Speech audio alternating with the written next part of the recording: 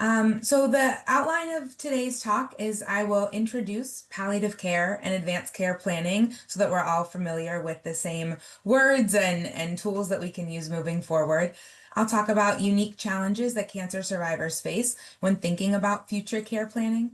I'm going to demonstrate some effective communication techniques for discussing advanced care planning with healthcare providers, loved ones, family members, basically anybody, and then discuss how to access quality resources and tools for more information.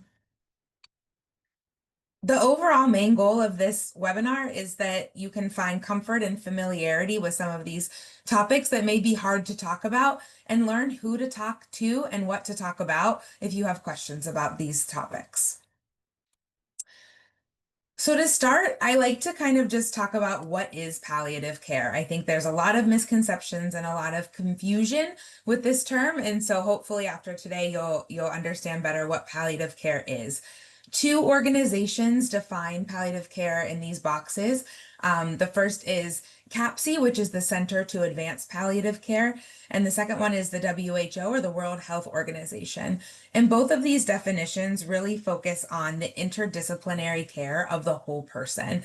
And so quality of life, extra layer of support, early identification of ways that people can feel better is what we do. And something that I really want to point out, and if you can get one thing out of today, is that palliative care is different than hospice care. So both palliative care and hospice care focus on physical and psychosocial relief, focus on quality of life, have that multidisciplinary team approach, meaning doctors, nurses, social workers, chaplains are going to be involved as part of your care team.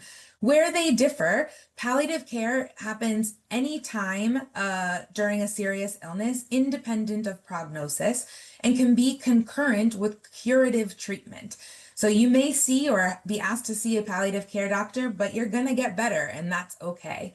Hospice care is that last stage of life, which is defined by the insurance companies as a prognosis of 6 months or less. Of course, you don't have to just live 6 months. You can live longer. Many people live shorter. But really, hospice care is that end of life care. But palliative care is really at any time of a serious illness. I always like to start out by giving some evidence behind, what we do and why we do it. This paper was published in the New England Journal, probably one of the top medical journals, in 2010, which is a long time ago now. But what it showed was that early palliative care for patients with metastatic lung cancer improved end of life care, meaning people had more goal aligned end of life care, and actually prolonged survival. So patients focusing on their quality of life, their mood, what matters to them when they're really sick actually can extend life. Specifically for survivorship, I pulled this from the National Consensus Project for Quality Palliative Care. Again, this is a little bit old, 2015, but what I like to point out is the kind of definitions, domains, and key subdomains, which then will get us into the meat of what we're talking about today. But again, palliative care emphasizes the communication about goals and what patients value and preferences for the best quality of life for patients, families, caregivers, regardless of the stage of illness and regardless of kind of the use of interventions to treat illness. These domains are what make up a person who they are. So patients are people. There are physical symptoms that we manage. There are psychological symptoms, social symptoms. What's going on at home? Tell me about your life. We ask spiritual screening. What's important to you? Culture matters to us. And then lastly, which kind of takes us to where we're going to go in this talk, but the advanced care planning, what does that actually mean? What are patient preferences and what should we be talking about? So we'll start out again with some definitions of what is advanced care planning. There's two things I'd like to parse out here. The first is advanced care planning is the process and the conversation of talking about wishes and preferences for your medical care. An advance directive, which you may have heard of, is the actual documentation of that conversation. So what's advance versus current planning? Advance is just that, advance. We are not there right now, but maybe some hypothetical exploration. If you were to get sicker, if this were to happen, what kind of things are important to you? What should we know? Advanced means discussion with healthcare proxies, which I'll talk more about. Future treatment preferences, which include life supporting therapies. Some people say, once I have a serious diagnosis, I never want to be, intubated with a breathing tube in the ICU. Some people say, I always want those kind of things. I say values mapping here because again, and you'll hear me say this repeatedly throughout the evening, but what is important to you? That is the whole point of these conversations, so that your medical team, your family, your friends can know what's important to you. And then these conversations in advance often are best to occur in the office or non-critically ill settings. This isn't, in the movies when they run up to you and say, do you want chest compressions? That's what we hope to avoid. We hope to know and understand you on a level that we can come to you with our recommendations or hopefully avoid those serious decision-making in the moment kind of crises. But that is kind of current decision making, real-time decision making. This may discuss prognosis, code status, that CPR breathing machine you'll hear come up. But current is where you are now, advanced is where you may be going. Knowing we don't know exactly, but we can certainly try. The documentation, so those are those advanced directives. What does that actually look like? And I'll go through some of these forms, but one to highlight is called a healthcare proxy. So that's a form that's completed about if you can't make medical decisions for yourself, who would you like to make those for you? And a healthcare proxy is different than a power of attorney, is different than a state proxy. There's a lot of different things that kind of happen in our world, but a healthcare proxy is really if you cannot make medical decisions for yourself, who do we look for? And this form is important because there are different surrogacy, meaning decision-making laws in different states. It's not the same nationally. And so we just follow the surrogacy law if there is no documentation. But some people would say, I really trust my sister. They are the person who knows me the best, understands things the most, and I want to pick them as my proxy. But if that person is married or partnered by legal law in New York, it would be their partner. And so we want to make sure that your proxy is who you actually want to be that person making decisions. Advanced directive, I put that here again because it's kind of a blanket statement. Some people have things written down in a living will. They've done something with an attorney or have something written in the past that says, if I have a terminal illness, I don't want to be kept alive on machines. Truthfully, I find these a little difficult because there's nothing behind them other than a blanket decision. I think many people would say, if I'm not recoverable, then that's okay. I'm okay with that being the end of my life. But what does not recoverable mean? What are some of the nuances to these decisions and conversations? And so that's where that process of advanced care planning really is at the forefront of what's important. And then the last form that I'll talk about right now is something called a medical order for life-sustaining treatment. We often call this a MOST form. In some states, it's called a POST form, which is a physician order for life-sustaining treatment. And what differs about this form is that it actually is an order. And so if we have this form on file in your medical chart, regardless kind of what your healthcare proxy says, if you're not able to make that decision, we honor this order. So this is a pretty serious form. Just to show examples of what some of these forms may look like, this is the New York State Healthcare Proxy Form.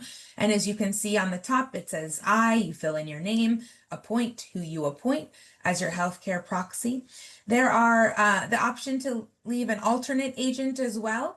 And what I always tell people is if it's your family, I encourage discussion with all your family members. Just because one person is on this form and we would look to them as that decision maker, that doesn't mean we don't include everyone you want to be included in the conversation. I will stand here forever and say that everyone should have a healthcare proxy, whether you have a serious illness or you don't. Things can happen at any time, and it's really important for you to name somebody that you trust to make those decisions for you. I have a healthcare proxy. Everyone in my family has a healthcare proxy. I walk up and down in the office saying, you should have a healthcare proxy. I feel like Oprah. You have a healthcare proxy. You have a healthcare proxy. But it's really important. If there's one document that's important, I really think it's this one, because the decisions may change, but the people that you want to make them, if you can't speak for yourself, we should know who that is. This is just an example of that MOST form, that medical order. So let's say you've made decisions and you say, I don't want my healthcare proxy to have to make certain decisions. I want it to be clear. This is what I want. On this form, you can check those. Do not resuscitate. Do not put that breathing machine in. I never want a feeding tube. And that's where this form would be. Traditionally, this form was on bright pink paper.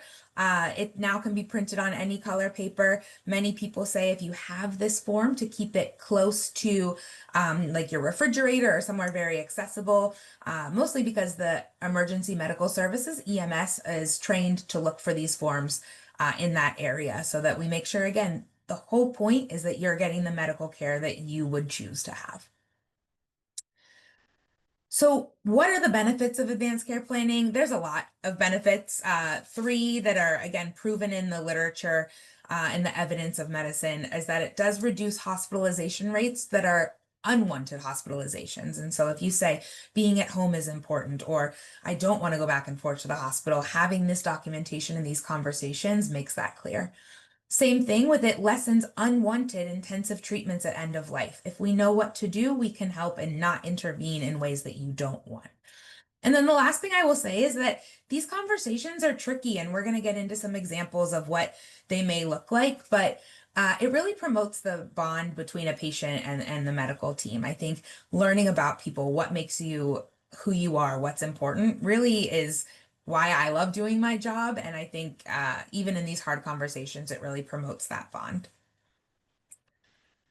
So, because this is specific to survivorship, which is kind of a unique situation, I thought we could talk about some unique challenges. And I thought the best way to do that is to work through some patient examples, and then discuss how advanced care planning conversations might look for these patients.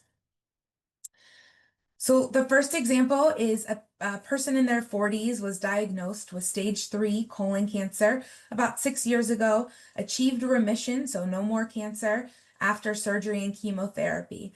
At that time, they completed an advance directive noting their preference for CPR, the chest compressions, and the breathing tube, and any and all other advanced life support options. Unfortunately, their cancer has returned and is now metastatic, meaning spread throughout their body. What would advanced care planning look like for this person? Uh, and what I want to point out here is that advanced care planning is an evolving dynamic process.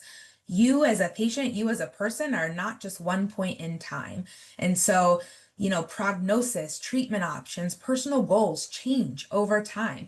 We should be having these conversations frequently and updating, what your preferences are.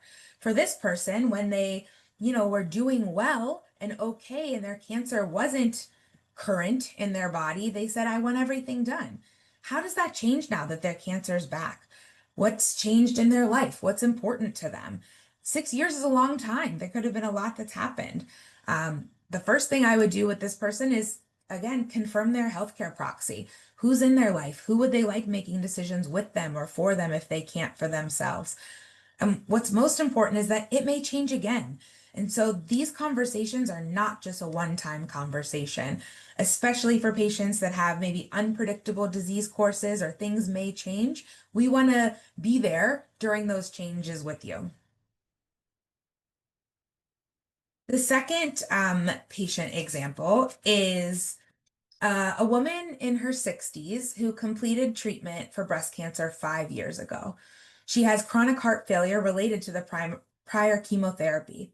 She's physically active, enjoying things like classes at her local gym, but she's worried about future hospitalizations and the possibility of her health worsening. She has not seen her oncologist in 3 years. So, what would advanced care planning look like for her? The point I wanted to discuss and point out here is team coordination, especially patients who have been through cancer or cancer treatment. You used to maybe be coming to your doctor, your oncologist, your infusion center multiple times a month, multiple times a week, even. And then if that's gone, who are you talking with? Um, Anybody in the medical field can be having advanced care planning conversations with you. And so I also know, especially here at NYU, your cancer team never goes away. And so even if we're not seeing you anymore or not seeing you all the time, if you have a question or have a change and you want to reach out to us, please always do. Primary care is another role that is familiar with this. And, if from a cancer standpoint you're doing well, you should be still seeing your doctor and getting your regular wellness checks and seeing what's going on with your health from a non-cancer perspective. And those things are important here too. This patient has a complication from their chemotherapy with their heart, so they're likely seeing a cardiologist. I think it would be reasonable to say to the cardiologist, what do I expect? What is this going to look like? And again, any doctor, anyone taking care of you on your medical team cares about you as a person and wants to know those important things.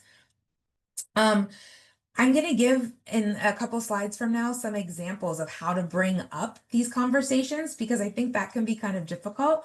But just remember, anybody you can have this conversation with, even if you feel like, well, my team is different, but people know your medical history, but nobody knows it better than you. The third patient example I wanted to bring up is a man in his 50s is 2 years post-treatment for a locally advanced head and neck cancer. He's had increased swallowing difficulty over the last 3 months and is worried about recurrence, but he typically avoids medical discussions that remind him of his cancer. So here we're sitting with someone who has some psychological and emotional barriers. That's normal and that's okay, but we should still talk about them.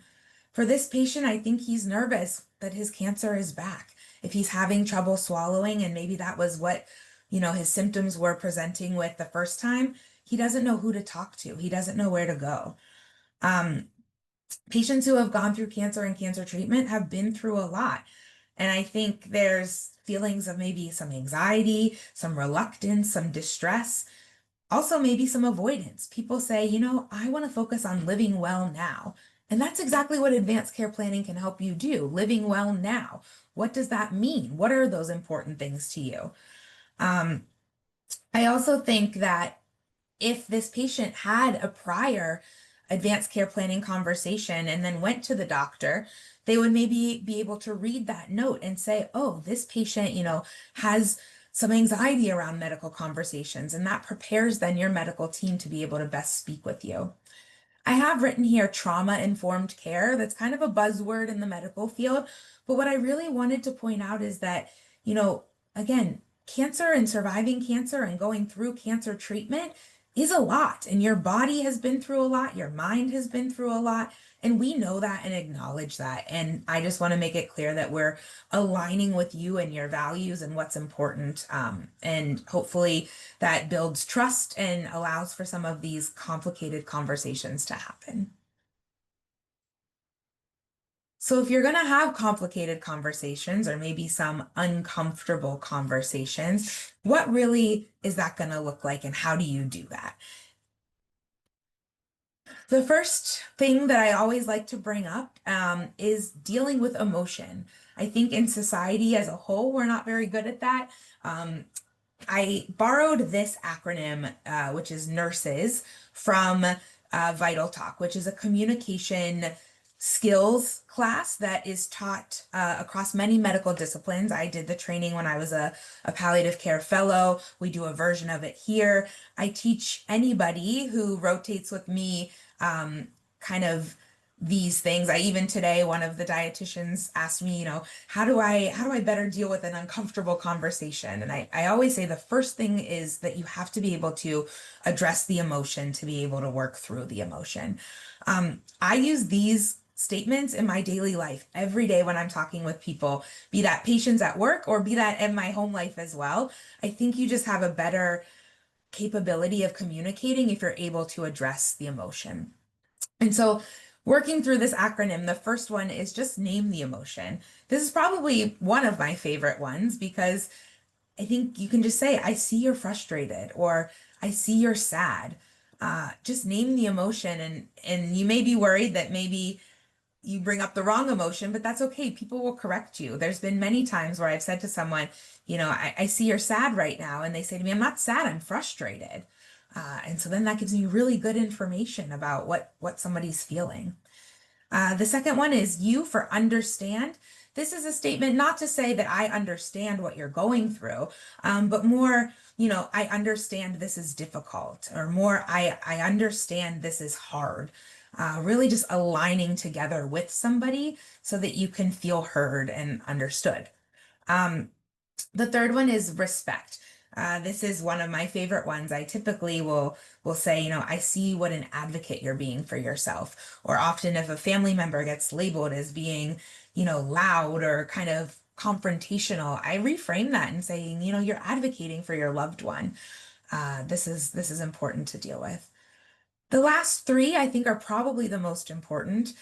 Support. Again, I've said it many times and it'll be a theme throughout, but your team is here for you. And I think these offering statements of support and just saying, we're all working together. We hope for the best. We're hoping this is, a good outcome, or I'm worried about you. Any statements really help deal with emotion.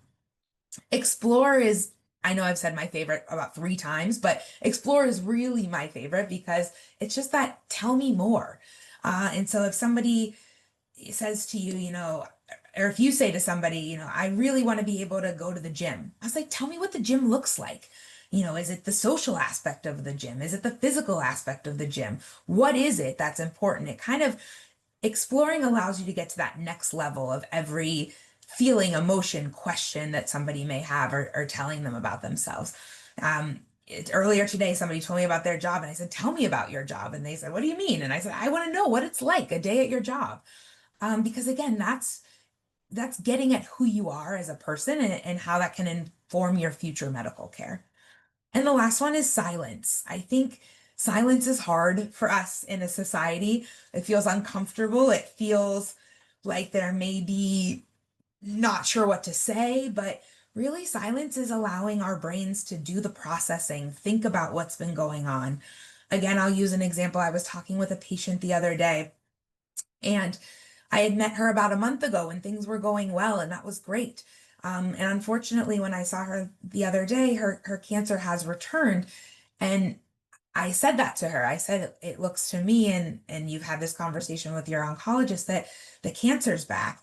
And I just sat there then after I said that. And I had a fellow and a resident with me. And, I sat there and I sat there, and it was a video visit. So it wasn't as personal as I typically like it to be. But the patient kind of was standing in her kitchen when I was telling her this. And then, over about 2.5 minutes, which is a lot of silence, 2.5 minutes passed, and she went from standing to then sitting on her couch. And then she finally said, okay, what's next? And so silence allows people to process. And so on both ends, if you're asking your medical team a question, it's okay to be silent for a minute. It's okay for us to be silent for a minute, but in that silence is support.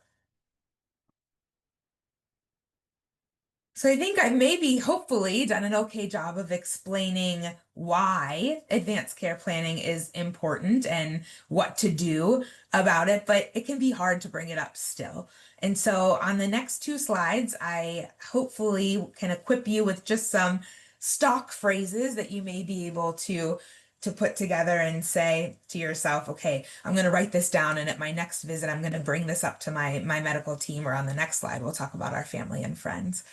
Um, but this can be as truly straightforward as, I'd like to talk about what the future might look like if my cancer changes, or instead of cancer, if my health changes. Just by opening that door, no decisions need to be made. No, final things need to be done. But by opening the door and saying, I'd like to talk about it, you're going to learn information. Your medical team is going to learn information about you. And that's really important. I think a next one, can we include advanced care planning in my survivorship care plan? I think this is really important. On our side, on the medical world, we're working to kind of improve how we're doing advanced care planning when we're talking about it. Again, back to that initial point I brought up that it's dynamic and it changes and it shifts. I'm trying to address it almost at every visit with patients, even if they're okay, which is great. I'll say, is there anything about you that I should know that changed from last time? And then I think the third one again is more advocating for yourself. I want to make sure that my doctors and team know what matters most to me if my health changes. Kind of again, empowering yourself to say, these are the important things. These are what I want to know about. I want people to know about me if taking care of me. And those things can again be, what does home look like? What does your spiritual or cultural needs look like if your health changes? What's acceptable or unacceptable to you? Talking with your family, talking with friends, going out, having dinner parties. What is the most important thing, and how should we know how to kind of communicate that to you if we're worried that might not be a possibility, or if that's the goal we're striving for? I think equally as important as it is to bring up with your medical team, because we're the ones who can do some of this documentation with you, it's important to bring it up to the people that you'll be around for your life. I mean, I wish sometimes when I talk to people that I could hang out with you outside of the office, but in real time, your family and friends are the ones who are there with you. And so I think, again, it can be hard to say, I want to sit down and talk about this because it's not that fun to talk about not being healthy. But it makes it a lot easier. And again, it's really important. Uh, it can be something as just, there's something important we should talk about. My wishes for my future health care.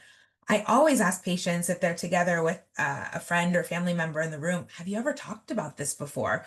And then sometimes people will say yes. And then in my typical explorer fashion, I will say, what was that conversation like? And tell me about it. I want to know what these conversations are like. Another way you could phrase it is, if something in my health changes, I'd want you to know what some of my preferences are. This is again important because we want to take care of you, and your decisions may be different from what your family member or friend wants for themselves, but they should know what you want. And then again, sometimes people tell me they feel lighter. I'd feel better knowing we've talked about what matters to me if my health changes. Again, these conversations are hard to have in general. Sometimes they're easier to have when things are going well, because you can say, what about right now is going well, and what do I want to keep this way? And if things change, what would not be okay? What would be okay?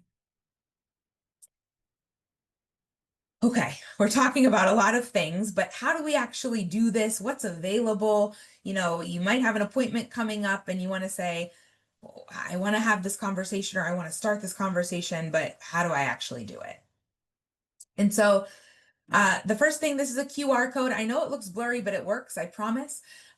You can go to this website, and this brings you to the NYU Advanced Care Planning webpage. And so we actually have a team here that is a team that does advanced care planning resources and appointments and webinars and things. So if this is at least a little bit interesting to you and you say, man, I really want to talk to someone about what's important to me, you can go to this website and kind of see what that looks like and see where some of these resources are and what you can do about it.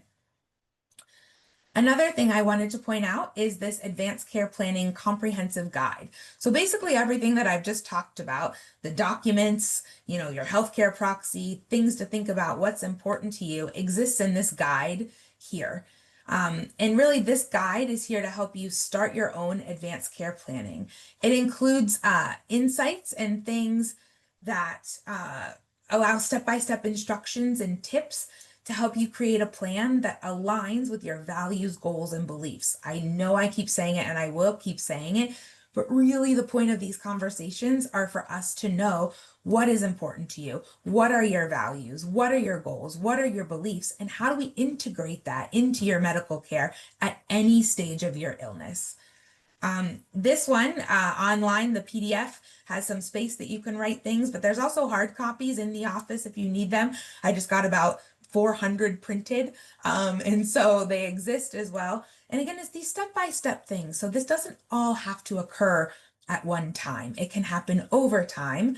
And you can just start to think about it. So what are those wishes for your future care? That healthcare proxy, think about those people.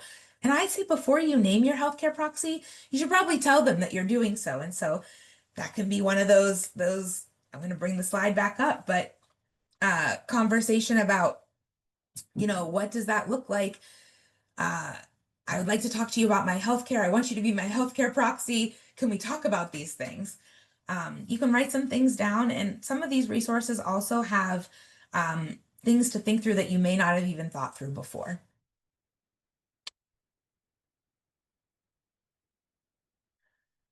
These are some websites. So I gave some national, some NYU specific things, although they can be applied anywhere. But these are some national organizations that do a good job as well of kind of the broad topic of advanced care planning. And so this first one, Prepare for Your Care. I like the website a lot, prepareforyourcare.org. One thing that I really like about is that it has it broken down state by state. So while the topic of advanced care planning spans the nation, spans the globe, everyone should be talking with people about what's important to them. What decisions, what forms, what legally things look like differs from state to state. And this one, prepareforyourcare.org, really outlines that kind of by your state. So you can select, I am the patient. I live in Louisiana, and you kind of click those buttons, and then it opens a form for you that you can kind of work through and think through some things. You also can click on this website, I am a caregiver, or I am a healthcare proxy. What should I be asking this person that's important to them? And I think that's kind of cool too. Respecting Choices in the Conversation Project are just two other resources that are very good. And I think, again, the main point of this is to explore and see what's out there to, again, communicate what is important to you to your medical team. I think kind of wrapping up, who should you talk to about this? You may say, I am kind of interested in having these conversations, but I'm not really sure who to talk to. Again, you can go to the ACP program. You can reach out to your oncologist. Nothing would make me happier than at our next faculty meeting, people coming up to me saying, I got all these messages from people saying, I want to talk about advanced care planning. That would be great. Having the conversation is the most important thing. Or maybe you're done with cancer, and that's great. We're done. We're out of here. You don't see oncology. You don't talk to us. You don't want to talk to us. That's great. Your primary doctor can have these conversations too. And that's a really important thing as well. And again, promotes that bond. Maybe your primary doctor knows you had cancer, but they don't know what that felt like to you. They don't know those intricate details and things that you went through. And so by saying, I'd like to talk about advanced care planning, you can maybe bring up some of those things, which may inform then future decisions that have nothing to do with cancer, but they have everything to do with what you've been through and your medical kind of journey. These are some references that I used, and then I think, Katie, we can open it up to some questions if they exist. I know I went through a lot of information pretty quickly, but truly happy to answer any and all questions, and I'm always available as well. That's a great question, and one of the difficulties. I will say, in the age of the electronic health record, it is easier to see this communication across locations. Here at NYU, we use Epic, and that's kind of used a lot of places. And so these forms will be transferred through. If you're going from the hospital to home to a nursing facility, these things can get lost. That's an amazing point. What I will say is that you should always have these forms and documents with you. Because there are open notes in the medical record, you can print out that last advanced care planning note that maybe you had with your doctor and include that in your medical folder. But that's a good way to kind of keep them with you. But I think just as we're all advised to keep our, a folder of important documents, this goes in that folder, both electronically, paper, anything. So they should always be kind of with you in your medical file. Great question. I always think that these conversations are best had with your healthcare proxy or with your family members with you. I think then they are hearing what you're talking about. And especially if you two have been through something together or separate but together, you can help think through things together. Absolutely. if you have different doctors because you have different cancers, that's okay.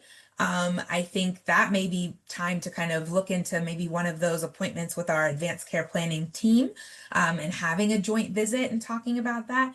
Or I can say, as someone, if you said to me, I'm bringing my partner along with me to this visit, we both want to talk about it, then we both talk about it. The goal is uh, the best care for you, and if that means including other people, then that's perfect.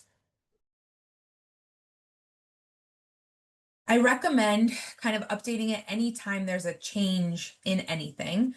Um, the legal aspect of it is those forms, that most form or something like that should be reviewed technically every 6 months, although I will be honest and say we're not very good at doing that. But anytime there's a change or anytime there's a feeling of something different, I think it should be updated. Again, I'm trying to actually get in the habit of checking in with people all the time at every visit. Just if there's something else I should know. I think it's on us as your healthcare providers to kind of be asking you about this too. But it's never too often, is my short answer. It's never too often to bring it up. I think the most important points are who who do you want helping you make decisions? And then who would make those decisions for you if you can't make them yourself?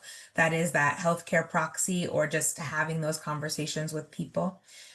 I think really thinking about when things are going well, what about it is going well?